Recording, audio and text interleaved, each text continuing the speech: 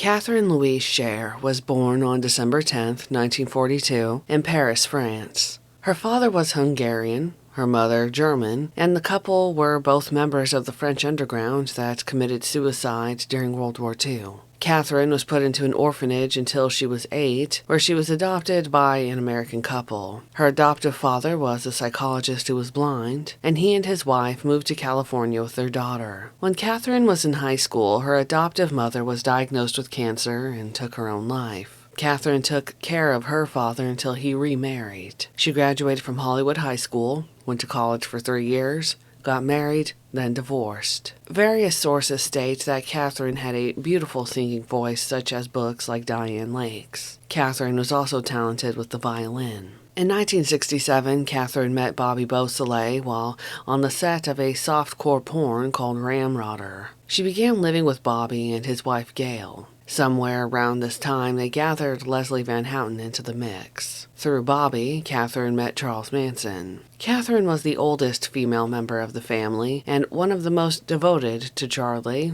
only rivaled by Squeaky Fromme and Sandra Good. Catherine would recruit women for Charlie, such as Leslie Van Houten and Linda Kasabian. Catherine's nickname in the family was Gypsy, though there doesn't seem to be an official story about this, not that I could find.